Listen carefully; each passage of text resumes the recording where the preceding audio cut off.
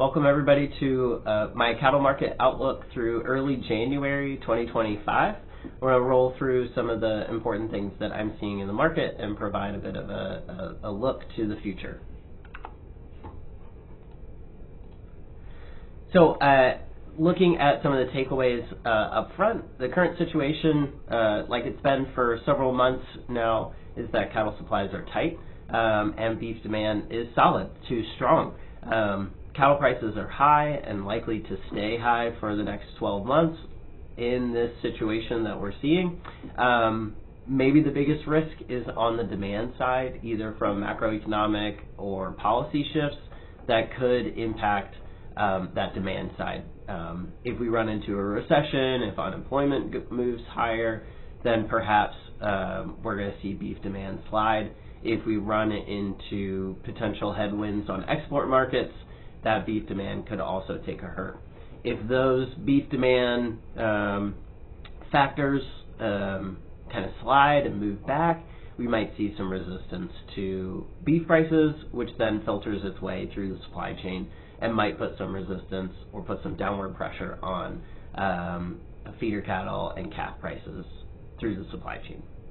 So what are we going to watch going forward? Cattle market fundamentals. We have a big inventory report that reports our annual cow herd inventory as of January 1st. We're keeping an eye on slaughter and production data and other different cattle market fundamentals, keeping a track on prices as well. Financial health of the consumer and policy changes. Talked a bit about those demand factors there. And then also input cost movements will be important things to keep an eye on. So the underlying big drumbeat that's behind a lot of these price movements and trends that we're seeing in the cattle markets today are driven by this cattle cycle. So where we move from a low in cattle inventory to another low in cattle inventory. The most recent cycle started in 2014. We're now in year 10. On average, it's around 10 years. We're likely going to not see a low in 2024. It would probably likely be 2025 or later. And so this is a situation where within this cattle market cycle, we're seeing those lows in inventory cause high prices. Why do we care about that? Well, those high prices provide returns to cow-calf operations. So what we can see are situations where when we have lows in inventory here in the mid-2000s and the mid-2010s, and now today in the mid-2020s, we're seeing situations where cow-calf returns are high. And that's why we're trying to understand where these cattle inventory numbers are, because once we move out of this low inventory situation, we start to see margins erode pretty quickly, pretty substantially. So next up, we have beef demand. All right, so we'll start at the demand side, move the supplies, and get some outlook and some other factors. So retail price comparison. This is looking at beef in the solid blue line compared to pork and chicken. Pork and chicken have basically flatlined since about 2022, the end of 2022, going in through 2024. Saw some pretty considerable weakness, though, in chicken into 2023 and early of that time frame. But beef, on the other hand, has been moving higher through 2023 and even in through 2024, showing that relative strength in demand, but then also the importance of where we are on the tight supply standpoint as well. This is just a year-over-year comparison of those beef prices and also a comparison to the 5-year average prior to 2023. And we can see that these are clearly higher than where they were between 2018 and 2022, but then also last year in 2024 compared to the year before that, 2023, we're seeing really strong prices in there. So how does that feed back through the supply chain? Well, so this is data from the cutout value representing kind of wholesale prices for beef. We saw relatively strong wholesale prices through spring. Those eased off a bit going into the grilling season, we didn't see kind of quite as strong of a seasonal move, but we did see prices start to move higher towards the end of May. They weren't quite as high. Again, we didn't see that spike, but they did remain elevated through even the end of the summer. Moving into the fall, similar to year-ago levels, but then really strong prices, wholesale prices, and cutout values that we saw through the holiday season. Again, supporting that idea that demand is strong. Steer prices, as a result, both of the tight supplies but that strong demand, have been really high, hitting records in the summer, and then even going in, approaching some of those highs or exceeding them in the end of the year. Moving then from that slaughter steer price value to calf prices here in Georgia, 500 to 600 pound steer calves as kind of a benchmark here. We saw prices move higher in the spring. That's typical seasonal price movements as you look at that 2018 to 22 time frame. We usually see prices move higher through the spring, kind of flatten out, level off, and hit some seasonal lows in October or November time frame. So we actually saw a typical seasonal pattern. We saw those prices move higher in the spring to plateau, and then started to come off in the fall time frame. What we've seen since then, and what we would normally see, are those prices move higher through the end of the year. And what we're seeing in the beginning of the year in January is that those prices have remained similar to where they were at the end of 2024, which places them much higher than where we were in 2025. So these are seeing some really strong calf prices here in Georgia, and supporting cow-calf operations and margins with those prices. We'll look at some of the data on where we might see prices moving forward, but generally speaking, higher prices on these tighter supplies and strong demand is what we can expect to see in the months ahead. So cattle supply. So we've talked a lot about kind of the demand side and the price situation. What's driving this from the supply standpoint? So here's the number of head slaughtered each week in the U.S. that are federally inspected. We see that these have been running below year-ago levels pretty consistently. There are some anomaly weeks here and there, but generally speaking, these slaughter levels have been lower. But USDA is reporting that in 2024, for the whole year, they're expecting beef production to be up. So how is that possible? Well, if we aren't slaughtering more cattle, we must be getting more beef per head of cattle. And that's exactly what's been happening. This is the dressed weight of federally inspected beef cattle here in the U.S. So we've been above year-ago levels every single week of the year. And starting in the spring, we started moving seasonally or against seasonal trends. Normally we'd be seeing prices or weights move lower and lower through May, June, and starting to rebound in June and July. We actually saw weights move up through the spring, kind of plateau, and then continue that normal seasonal movement that we'd see at the end of summer and into the fall. We saw those weights move higher. This is phenomenal growth. This is something that we really haven't seen historically, is this kind of big movement. The question is, going forward, this has been really supportive of producing more beef. Are we going to see the same kind of increase, or are we actually going to start to see weights come back down? Kind of the argument for seeing weights remain high is that we're seeing those strong beef prices and feed prices, corn prices especially, are remaining relatively cheap. And so you can feed these animals to heavier weights and see those same returns. That being said, should corn prices move a little bit higher, that could disincentivize some of that. And also, as the inventory shrinks, processors still want to operate their processing plants at an efficient level, so they might be pulling cattle through the system a little bit faster than they did last year because of those tighter numbers, and so you'd have to be selling them at lighter weights. So that could be some of the drivers for where we see weights moving over the next few months. So as a result, beef production is actually higher for many weeks out of the year, and in aggregate, USDA expects total beef production to be higher year over year. At the end of 2024, we had slightly lower cattle on feed compared to last year. This is something that eventually, despite our lower inventories, we actually saw cattle on feed a little bit higher for several months out of the year. We saw pretty strong feeder cattle imports, particularly from Mexico. That's run into a snag with the New World screwworm, but reports are that this import ban on feeder cattle or live animals coming in from Mexico is going to be lifted potentially sometime this month. So sometime in the near future, those feeder cattle should be moving in to the U.S. again and moving that cattle on feed number up again relative to what it would have been otherwise. So this will be an important one to keep an eye on. Again, that idea that perhaps we're going to be moving cattle through this the feedlot system a little bit faster to maintain the throughput and the capacity satisfied for those processing plants.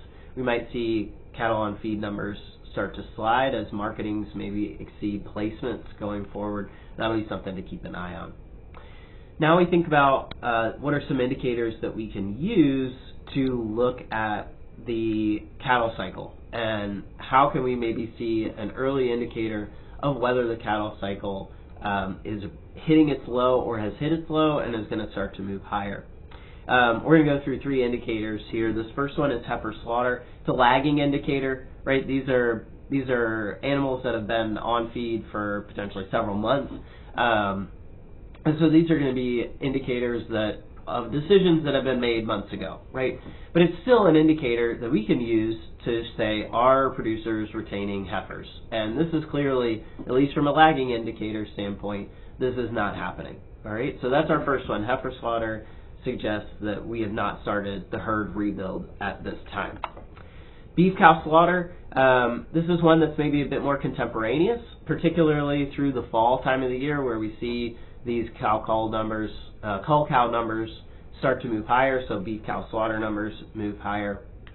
And so if we look year over year, that's lower, right? And that makes sense because we just had fewer beef cows in the herd.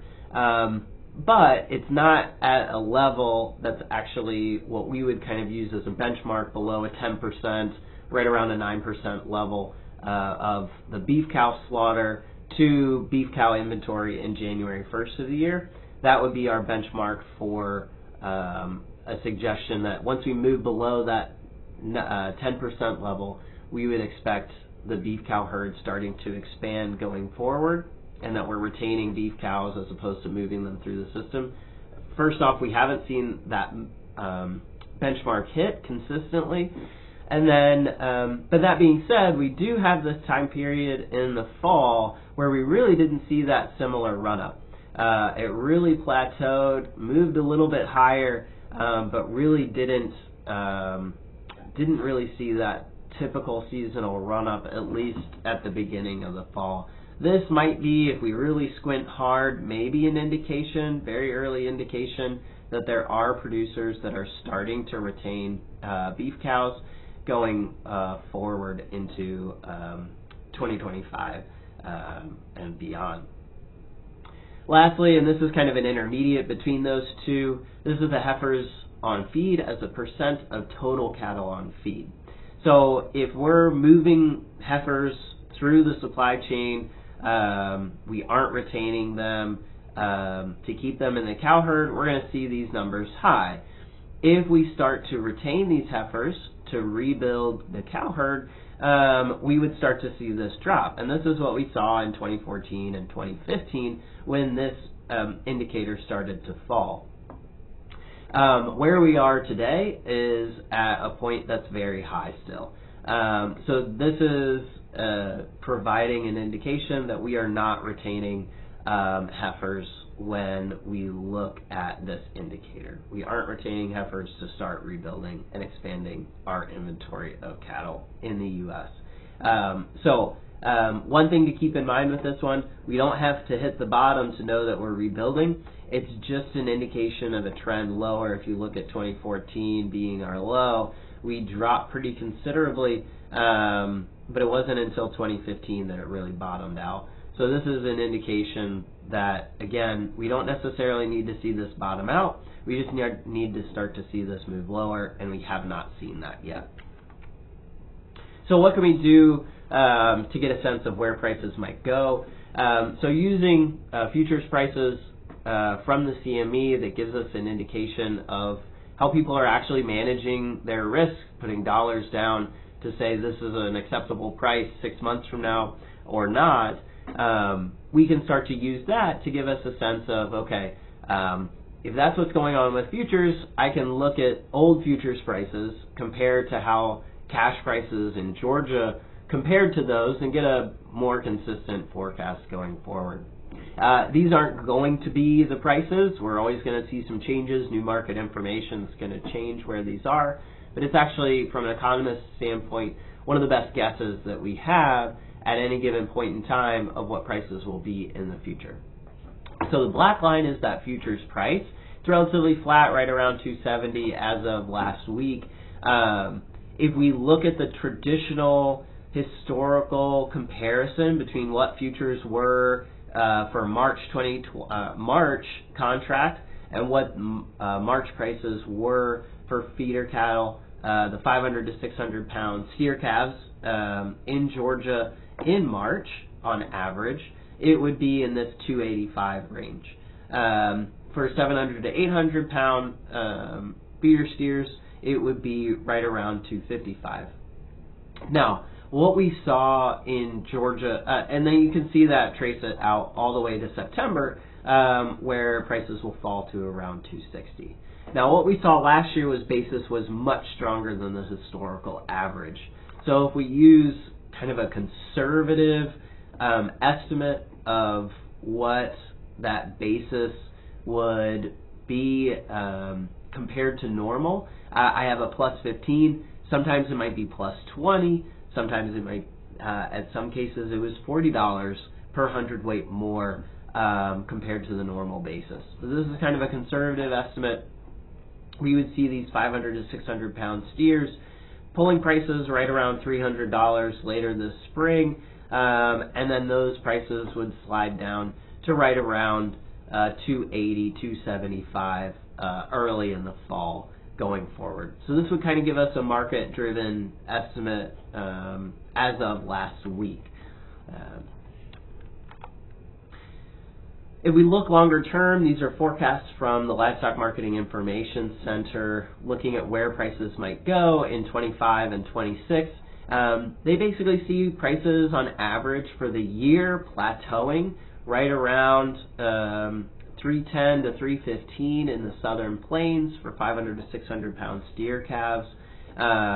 We would see annual averages for heavier weight feeder steers come in right around that 260 range, and then the fed steers would be closer to that 160, 170 range over the next couple of years, and those would be annual averages, so accounting for lots of moves between spring and fall prices with those, but not necessarily huge price movements higher year over year, at least for annual averages. So when we look at returns to cow-calf operations, these are more focused on kind of impacts or returns specifically for the southern plains, using lots of data from there. For 24 through 26, elevated returns on those high prices and input costs that are certainly elevated, maybe compared to where they were maybe pre-COVID, but certainly haven't been keeping pace with where these prices have been. So projected next couple of years, still strong years for cow-calf returns. So other factors that I'm keeping an eye on to better understand where cattle markets are going, macro factors, particularly anything affecting demand, input costs that will help understand margins, and any kind of weather that might be impacting both the input costs side of things, but also other factors as well. So one thing that we saw was with the federal interest rate, the Fed funds rate, they've started to pull those back, and they're doing that because they've started to get inflation under control, and they don't necessarily think they need to have that tight of an interest environment. Now, this is creating a situation where it's more expensive to borrow money, and it could be a situation where, as a result, producers that are looking to forgo sales of feeder cattle today to retain heifers and rebuild the herd, they're now having to pay higher interest costs on that. So it's going to create a situation where we're going to see a slower rebuild. Now, one thing is this going to continue lower?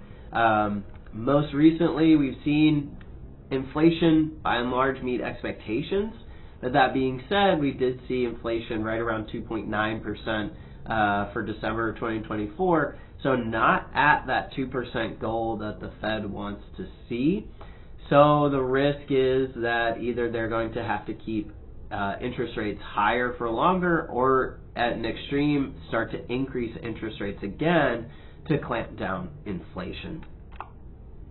Now the trade-off is, as you increase interest rates, you potentially hurt the growth of the economy and either push it into a recession or just create sluggishness and slowness. This is an index, an indicator from the Kansas City Fed that looks at labor market conditions. The higher it is, the stronger the labor market. The lower this indicator is, the weaker it is.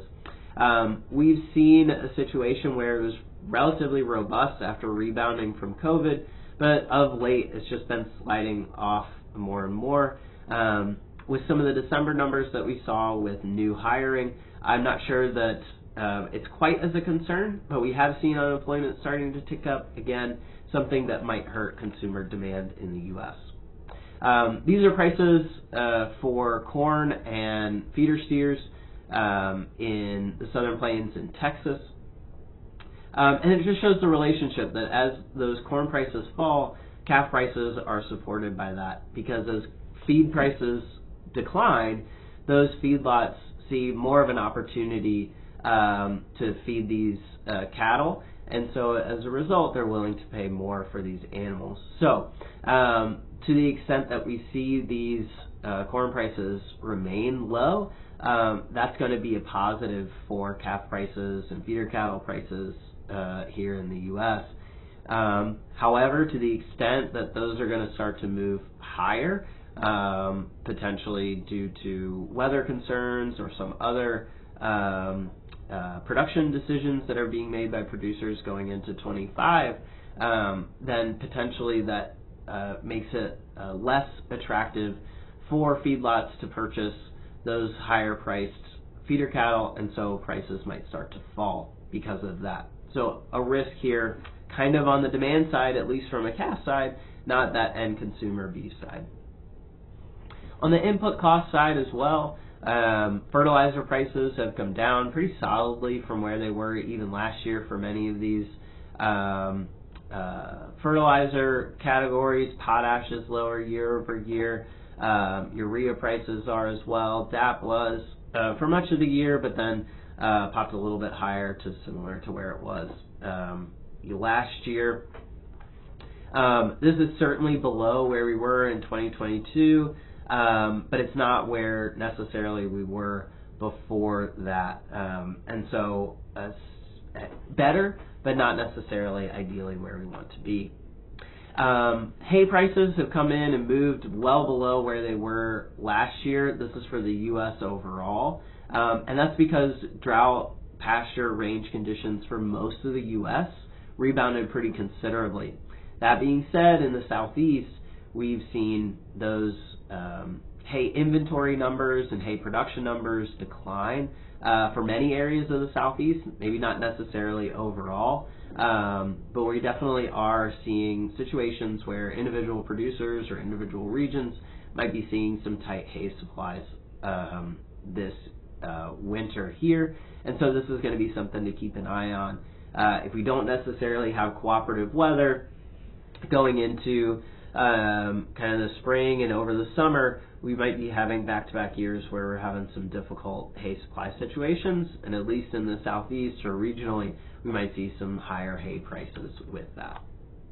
I just want to kind of make a comparison, and I think there's a couple of stark maps here that can show exactly what this drought situation was like here across the U.S. and what improvements we've seen.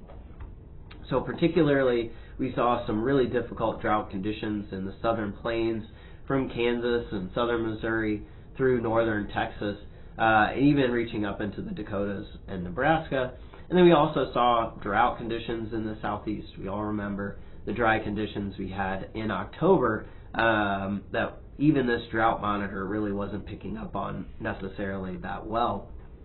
Fast forward to where we were by the end of the year, we saw significant drought improvement in the southern plains.